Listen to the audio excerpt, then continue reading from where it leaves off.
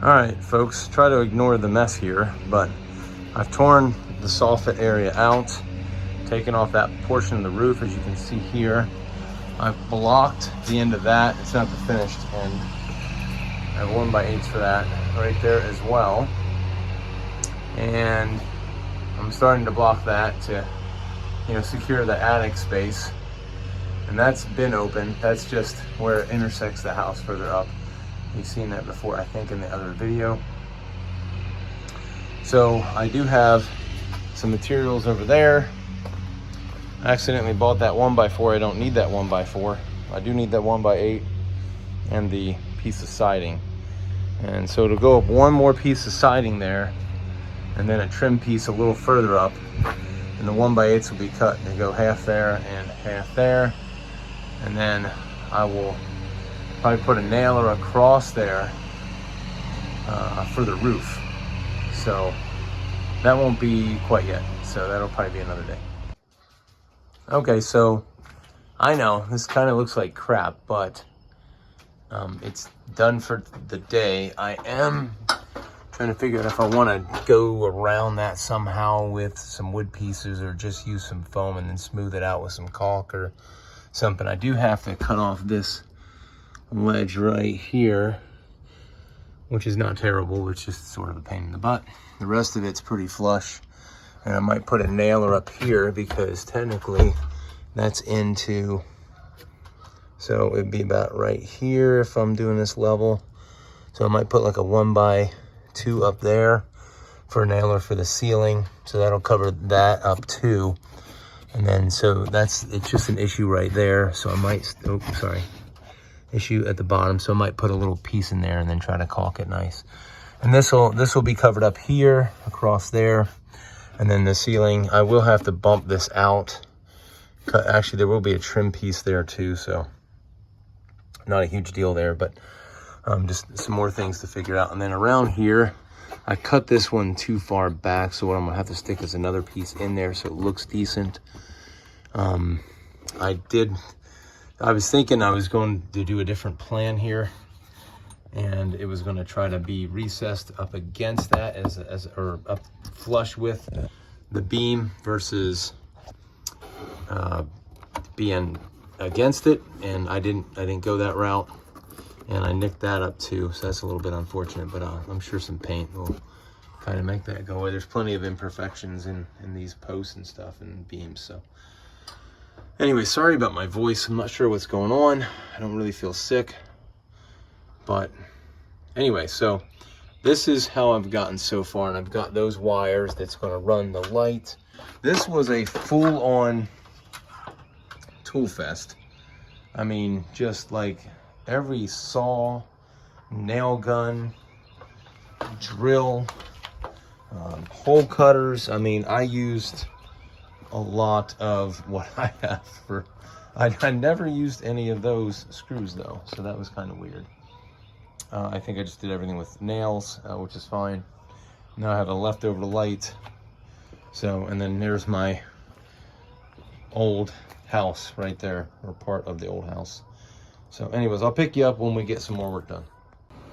All right, folks, this is coming along. I did get the electrical squared away. Now I'm just trying to get the framing squared away here, and that doesn't go all the way because, like I said, it's like 6'9" all the way across.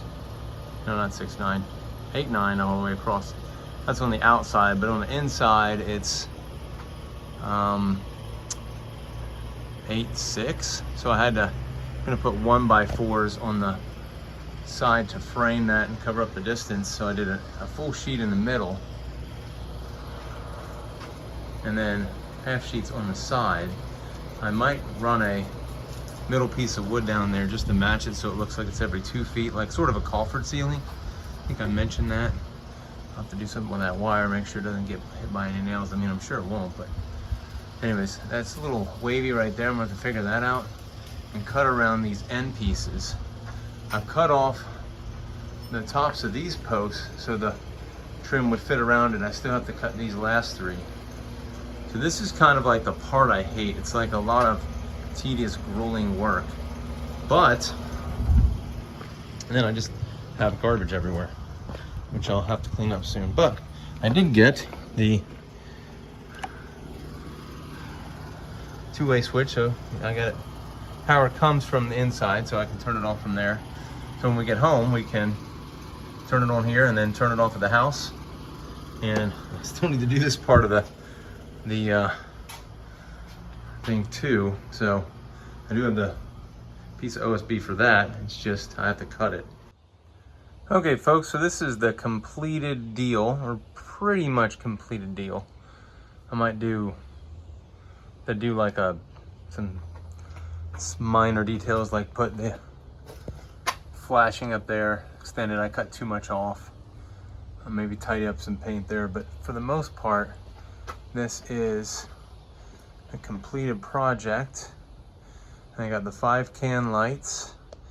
Everything is caulked, painted, and we got this laid out. We have pull-up bar for the girls. And I got some benches and the walkway, obviously. And then just going back this way, you can see the total project, and I'll throw up a lighted part when it's dark so you can see what that looks like there. Got all the gutters done. Can't remember if we had the gutters done last time, but this is the final deal, and I think it looks pretty good. It's not perfect, but I think it turned out pretty good. Basically doubles as a smaller porch as well. So that is the offset breezeway completed. Okay, so I think this is dark enough to really be able to show how light it is.